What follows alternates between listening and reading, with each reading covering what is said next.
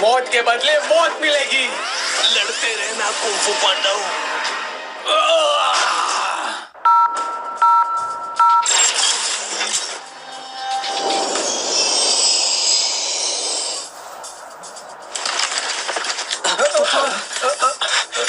तुम ठीक तो हो ना?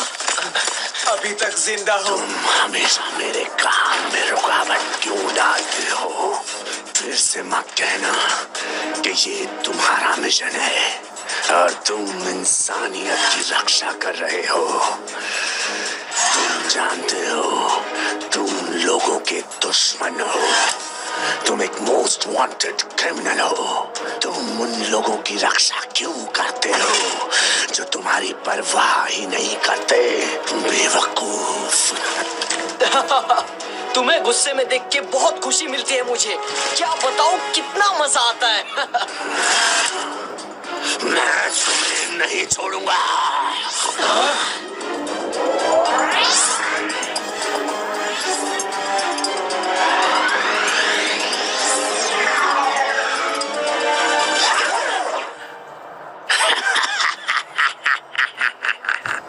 बढ़िया, बहुत बढ़िया। मुझे देख के अच्छा लगा कि तुम जीएसपी के लिए काफी वफादार हो। आ जाओ, मेरे दल में शामिल हो जाओ। ये प्रस्ताव मैं तुम्हारे सामने एक आखिरी बार रख रहा हूँ। तुम्हें अब भी लगता है कि ये तुम्हारा घटिया प्लान पूरा हो पाएगा बिना प्रोग्राम के? और अब तो डॉक्टर रस्तोगी भी नहीं रहे। अब क्या करोगे तुम?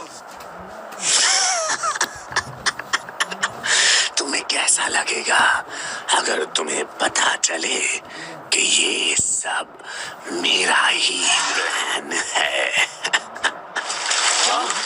तुम्हारे कहने का मतलब है कि तुम्हें 5 तत्वों का प्रोग्राम मिल गया है? मैं तुम लोगों से आखिरी बार पूछ रहा हूँ, तुम मेरे दल में शामिल होना चाहोगे या नहीं? तुम में से हर एक को मैं एक एक देश तोहफे में दूंगा। तुम उस जगह के राजा बन जाओगे। लोग तुम्हारी गुलामी करेंगे। तुम कहीं ज्यादा शक्तिशाली बन जाओगे और अमीर भी।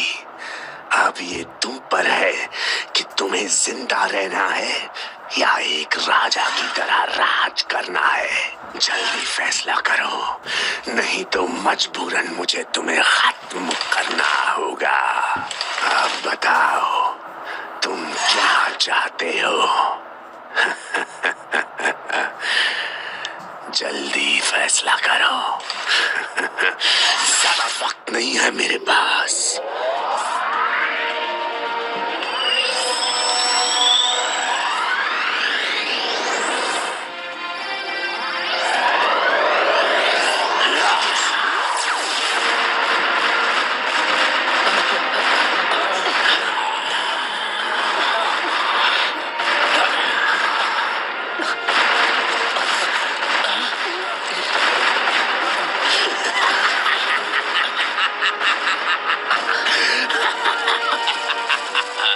सोच लो, अभी भी वक्त है तुम्हारे पास। सुनो दोस्तों, हमें लोगों के नजर में गलत पेश किया गया है और मोस्ट वांटेड बना दिया गया है। दुनिया हमें मुजरिम समझती है। देखा जाए तो मुझे लोगों से कोई भी फर्क नहीं पड़ता। हमारा मिशन तुम्हें रोकना है और वो जारी रहेगा, समझ गए? और हम किसी भी हालत में हार नहीं मानेंगे, चाहे कुछ भी हो जाए। क्योंकि हम हैं कुंफू पांडव।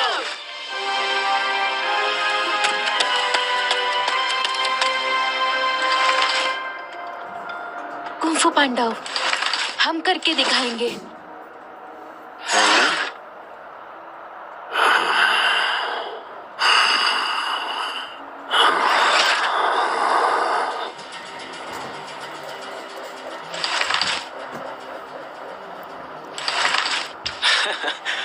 सुनो गीता, क्या तुम्हें आसमान में हमारा भविष्य दिख रहा है?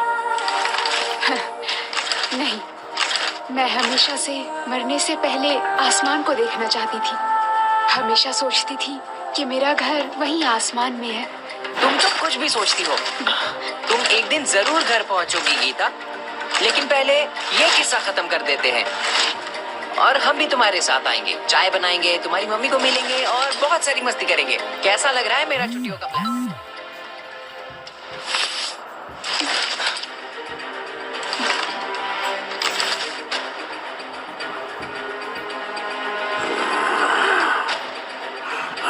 जैसी तुम्हारी मर्जी, तुम्हारा चुनाव ही तुम्हारी किस्मत तय करेगा। मौत ही जिंदगी का सबसे बड़ा सच है और मैं तुम्हें सच से मिलवाने वाला हूँ।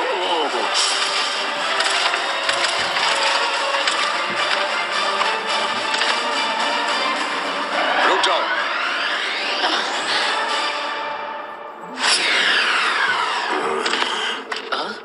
आगे मत आना, यहाँ खतरा है। वहीं रुक जाओ। शाकल जी, यहाँ मत आइए।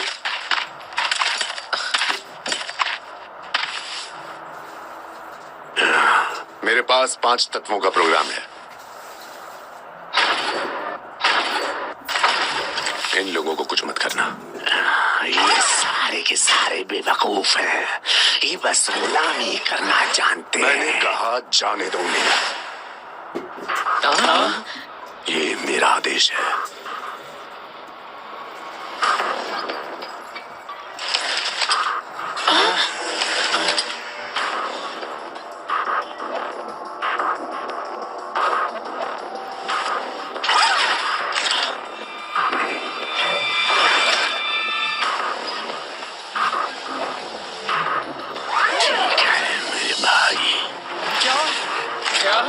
भाई, ये क्या?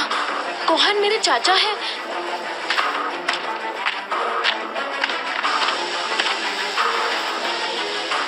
यहाँ सब कुछ मेरे काबू में है। हाँ, सब कुछ काबू में है।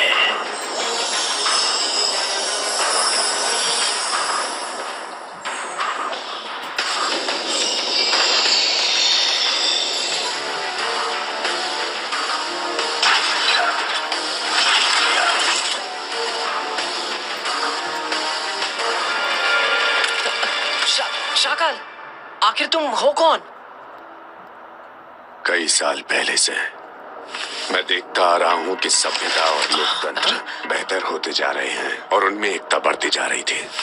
हाँ? देखने में तो सब कुछ साधारण और अच्छा लगता है, पर ऐसा है नहीं। लोगों ने अपने स्वार्थ के लिए प्रकृति को नुकसान पहुंचाया है और जैसे जैसे वक्त बीतता गया लोगों ने हिंसा और नफरत फैलाना शुरू कर दिया। ये उनकी जिंदगी का हिस्सा बन गया, पर वो एक बात भूल गए कि वो जो बोते हैं वही पाते हैं, और ये भूल जाते हैं कि वो खुद अपने हाथों से अपनी किस्मत लिख रहे हैं। और अब ये लोगों की सदियों से आदत बन गई है। पापा, ये आप कैसी बातें कर रहे हैं? जिंदगी क्या है? एक ऐसी चीज जिसे जिंदा रहने के लिए ऊर्जा की जरूरत पड़ती है। और हम ऐसा क्यों सोचते हैं कि पत्थर बेजान है? कभी सोचा है कि क्यों उन्हें ऊर्जा की जरूरत नहीं पड़ती है? हम क्यों सोचते हैं कि फूल एक जीवित चीज है? क्योंकि उन्हें भी सूरज और पानी की ऊर्जा की जरूरत पड़ती है। और हमें क्यों लगता है कि जानवर वनस्पति से बेहतर होते हैं? वो इसलिए क्योंकि वो चल फिर सकते हैं। वो अपना शिकार खुद ढूंढ लेते हैं और उनका शिकार ही उनकी ऊर्जा है। और उनकी यही काबिलियत उन्हें वनस्पति से बेहतर बनाती है।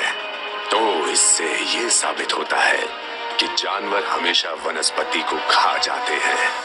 ये बात उतनी सरल नहीं है जितना लोगों को लगता है, और देखा जाए तो उसे समझना इतना मुश्किल भी नहीं है। प्रकृति के नियम सरल हैं और इसीलिए मैंने ही काली परियोजना की शुरुआत की है। आखिर आपके कहने का क्या मतलब है? इंसानों को क्यों ऐसा लगता है कि वो इस पृथ्वी पर सबसे बेहतर प्रजाति है? देखा जाए तो इंसान ही सबसे ज्यादा ऊर्जा इस्तेमाल करते हैं। बिल्कुल सही समझे। इंसान भी जानवरों की तरह ही अपनी ऊर्जा को हासिल कर सकते हैं, और कभी कभी वो जोर जबरदस्ती से भी उसे कैसे भी हासिल कर ही लेते हैं। जानवरों को पालकर उनके मांस का इस्तेमाल करते हैं। इंसान चोरी छुपे एक दूसरे को धोखा देके जो उन्हें चाहिए वो हासिल कर लेते हैं, और आखिर में बेवकूफ वो खुद को ही धोखा देना शुरू कर देते हैं। कितनी बेवकूफी है। वो प्रकृति को भूल जाते हैं और भ्रष्टाचार और झूठी जिंदगी जीना शुरू कर देते हैं। वो मतलबी हो जाते हैं, एक दूसरे को मारना शुरू कर देते हैं, और ऐसी इंसानों की कौम को हम लोग और बढ़ावा देते जा रहे हैं। हमें कुछ न कुछ तो करना होगा। ये सोच मैं कई सालों से अपने दिल में पाल रहा हूँ और इस पर काम भी कर रहा हूँ। दिमाग सटक गया है क्या? चुप रहो।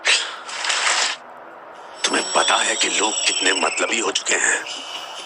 जो गरीब हैं वो अपने हक के लिए मांग करते हैं, और ये वही हक की बात करने वाले वही लोग हैं जो एक नंबर के मतलबी हैं और धोखेबाज भी हैं। ये दूसरों की दी हुई उधार की जिंदगी जीते हैं और अपने लिए हक की बात करते हैं। ऐसे दोगुले और बेवकूफ लोग हैं। ऐसे लोग ही हमारी पृथ्वी के लिए श्राप बन चुके हैं। नहीं, ये बात सच नहीं है। मैं मानता हूँ कि दुनिया में बहुत सारे घूसखोर और मतलबी लोग भी हैं, पर दुनिया में कुछ ऐसे लोग भी हैं जो मतलब के लिए नहीं जीते हैं।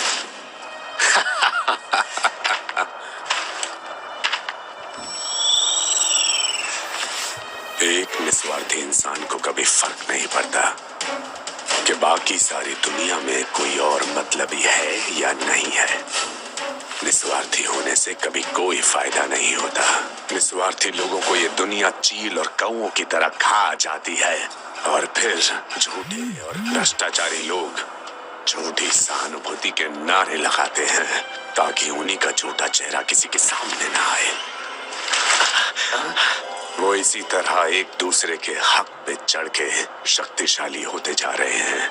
तुम लोगों को मेरी बातें समझ में नहीं आएगी क्योंकि तुमने अपने जीवन में इसका कभी अनुभव नहीं किया।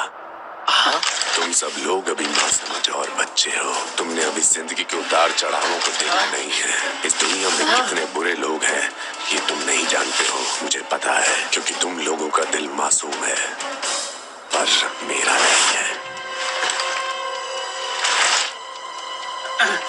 ये दुनिया उतनी अच्छी, साफ और दयालु नहीं है जितना कि तुम लोगों को लगता है, क्योंकि इस सब से मैंने तुम लोगों को बचा कर रखा है। तुम जो कुछ भी कह रहे हो इसका तुम्हारे प्लान से क्या संबंध है, बताइए। अच्छा सवाल है। तो देखो, ऐसा है कि उन लोगों ने प्रकृति का नियम तोड़ा है और उसको ठीक करने के लिए अब मुझे ही ऐसा लगता है कि मुझे एक नई दुनिया का निर्माण करना चाहिए, और उस नई दुनिया का मुझे भगवान बनना पड़ेगा। और तुम्हें क्यों लगता है कि तुम भगवान की जगह ले सकते हो, बताओगे? बहुत ही जाहिर सी बात है, क्योंकि मेरे पास डॉक्टर रस्तोगी का बनाया हुआ 5 तत्वों का प्रोग्राम है, और वही मुझे भगवान बनाएगा। जिस दिन इस प्रोग्राम को बनाया गया मुझे पता चल गया था कि ये संकेत भगवान ने ही मुझे दिया है। अच्छा, तो तुमने तुम्हारा प्लान उस वक्त बनाया था? हाँ। तो हम लोगों को जीएसबी में बुलाया क्यों, और ये सब करने के पीछे क्या कारण था तुम्हारा, जब तुम्हें ये सब करना ही था? अगर तुम्हें यही सब करना था तो तुमने हम सबको साथ लेकर ये कुंफू पांडव दल क्यों बनाया? बताओ शकाल, हमें जवाब दो इसका। सच तो ये है कि तुम्हारा ये मिशन और जो कुछ भी यहाँ पर हुआ वो सब मेरे ही प्लान का हिस्सा था। क्या?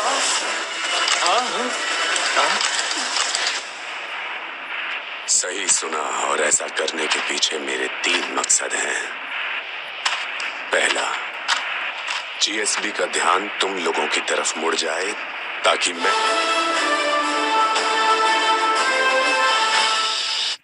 दूसरा मकसद ये था कि मैं चाहता था कि तुम देखो कि ये दुनिया कितनी ज्यादा बेवकूफ और मतलबी है, और ये देख के तुम इंसानियत के खिलाफ हो जाओ। और तीसरे मकसद को तुम लोग सुनने के बाद तुम लोगों को मेरी बातों पर यकीन नहीं होगा कि कैसे वो तुम्हारे हित में है। मैं चाहता था कि तुम्हारी इच्छा शक्ति इस मिशन के जरिए और बढ़ जाए और भविष्य की कमान तुम लोग संभालो। हम आपसे बिल्कुल नहीं डरते। हम आपके प्लान को बिल्कुल भी कामयाब नहीं होने देंगे। ये हमारा वादा है तुमसे शाकाल। तुम्हें लगता है कि तुम ये सब कर पाओगे? हाँ?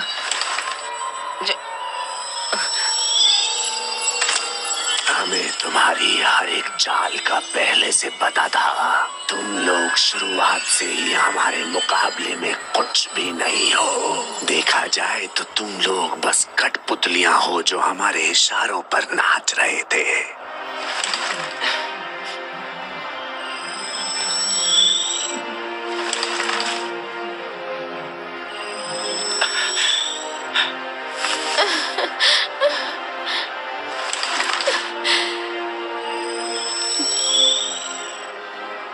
लेकिन तुम लोगों ने बहुत अच्छा काम किया और तुम लोग मेरी उम्मीदों पर खरे उतरे हो, पर तुमने हमें काफी परेशान भी किया।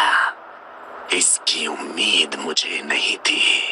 सही कहा मेरे भाई, और सबसे अच्छी बात यह है कि हमारा प्लान कामयाब होने वाला है और इस दुनिया से पाप और भ्रष्टाचार नष्ट हो जाएगा, और उसके बाद ये दुनिया सही हाथों में होगी।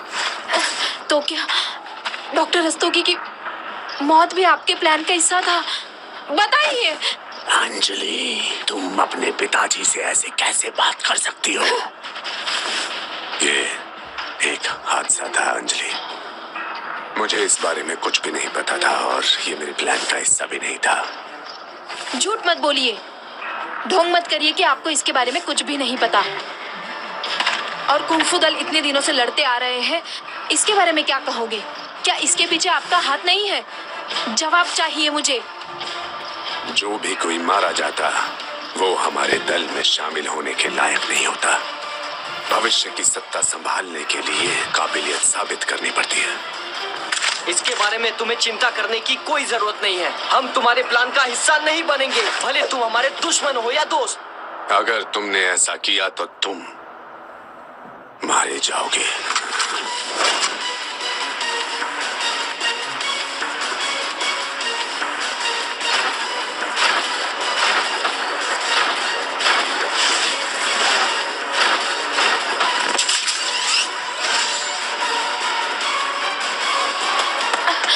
शक्ति पर गोली चलाने से पहले आपको मुझे मारना होगा, समझ गए?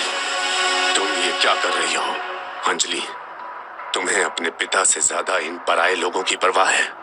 आपने अपने स्वार्थ के लिए हम लोगों को धोखा दिया और जीएसपी को धोखा दिया। आपने इस दुनिया को भी नहीं छोड़ा। तुम